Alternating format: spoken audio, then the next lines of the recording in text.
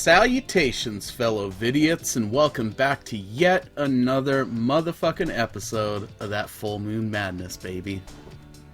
So I think in the spirit of like symmetricalness, not sure that's a fucking word, but we're going with it, we're going to keep this staggered. So our first episode was a rental classic, our second episode was one I was less familiar with, so we're going to go back to another rental classic. And that's the absolute powerhouse of a full moon flick, Dollman, starring Tim Thomerson. This is one that I used to rent fairly frequently as a little kid, and for some reason had never gotten around to revisiting since I was probably 10 or 11 years old, around the age that my daughter is. Fucked with it again at my lady's house on Tubi a while back and just absolutely fell in love with it again.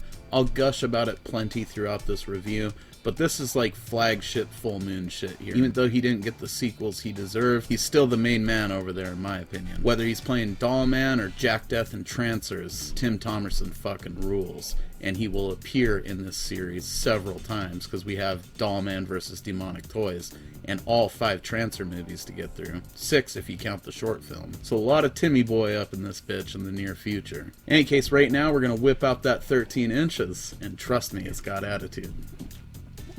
Dollman was written by Charles Band, David Pabian, and Chris Roghair. It was produced by Kathy Gesualdo, and it was directed by Albert Pune. It stars the always amazing Tim Thomerson, Jackie Earle Haley, Kamala Lopez, Humberto Ortiz, and it has special appearances by Nicholas Guest, Judd Omen, and several other folks. It's got an absolutely banging soundtrack by Anthony Ripperetti, cinematography by George Muradian. It was edited by Margaret Ann Smith, it was distributed by Paramount Home Video, and it was released on November 27th of 1991. Basic gist of Dollman is we got this cop from a galaxy far, far away called Brick Bardo. He's a tough, rough, no-nonsense motherfucker that has developed a reputation for, amassing a fair amount of casualties. Whether that's actually the case or not, as we see at the beginning of the movie, even if he manages to resolve the situation peacefully, the media has hooked onto him and just like to push him as this murderous rogue cop, so he's damned if he does and damned if he doesn't. He's basically already suspended from the force if memory serves, and he's really not too fond of taking orders from the brass anyways. He ends up being abducted by a henchman of Sprug, a criminal that he's previously relieved of all of his body parts with the exception of his head during previous encounters, so he's literally just a severed head that floats around on this little hover contraption. And he wants Brick dead so that he's out of the way while he tries to extort the government for all this money under the threat of him detonating this crazy dimensional bomb. They've drugged Brick and taken his gun, which is this fancy custom-made blaster that's the most powerful handgun in the galaxy. Brick Bardo is just fucking intergalactic Dirty Harry. Push comes to shove, he turns the tables on them, splatters his henchmen all over the place, and ends up pursuing Sprug into the energy band, which apparently surrounds their planet. They pretty much assume they're both going to be destroyed in the process, but what actually happens is it somehow transports them to Earth, where they are 1/6 the size of normal humans. Hence the tagline, 13 inches with an attitude. Cause everything in the 90s had to have attitude, right? Anyways, long story short, he ends up in, I believe it's the South Bronx. He ends up intervening in the torture killing of one Debbie Alejandro, played by Kamala Lopez. She's pissed off a local gang, led by her ex-boyfriend, Braxton Reed, played absolutely intensely by Jackie Earle Haley. And they're trying to kill her to get her out of the way so they can keep peddling their drugs on the street corner. She's basically just this single mom, part of the neighborhood watch committee, and she's committed to cleaning up the neighborhood so that she can make a better future for her son, get rid of the gangs, get rid of the drugs. So she actively makes problems for this gang, and,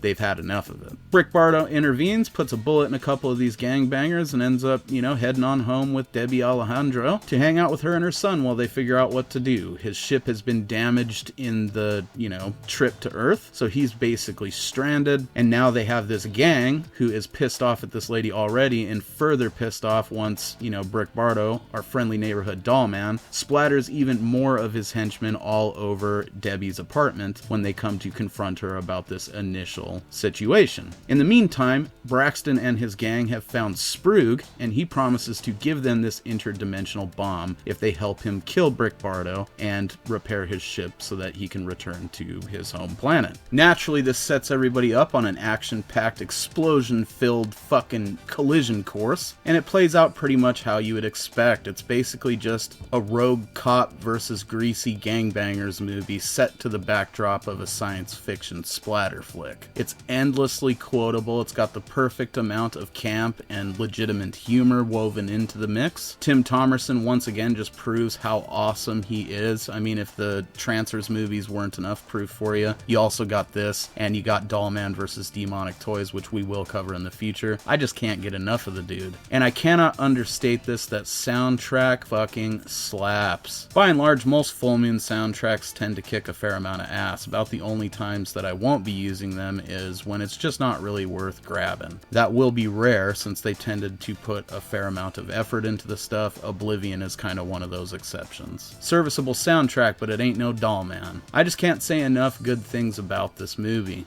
It had been a long time since I revisited it before I watched it on Tubi at my lady's house. I've watched it at least 3 times since getting the DVD, and I don't see myself stopping anytime soon. It's just so well-rounded and awesome that you can throw it on any time and it's going to be entertaining, and in the very least it's going to be good background sound, you know, because the soundtrack with some pretty funny quotes thrown around in there as well. It's just the total package when it comes to a full moon movie, and honestly one of the best places to start if you're trying to get into full moon as a studio.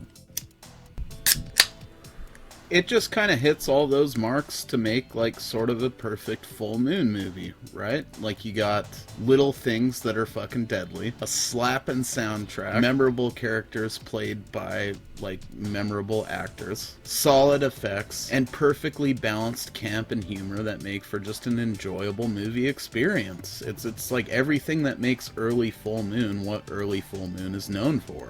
It might not be my favorite full moon movie overall, but it's definitely like in my top 5 easily, and it would definitely get my vote for most watchable full moon movie.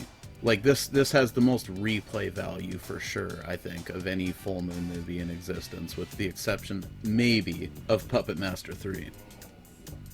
You just cannot go wrong with Dollman or anything involving Tim Thomerson. Definitely would like to get my hands on a Dollman action figure at some point, so if any of you guys have a line on one of those, which it undoubtedly exists, let me know. Outside of that, be sure to get out there and check this out on Tubi. Again, I gotta reiterate, this is a good place to start, too. If you want to show somebody what full moon is all about in like 2 or 3 movies, I would probably show them this, the first Puppet Master movie, and fuck it, maybe like Demonic Toys, just to let them know that the Puppet Master thing with the tiny killer stuff and Dollman aren't, you know, exceptions to the rule. They are the fucking rule at full moon.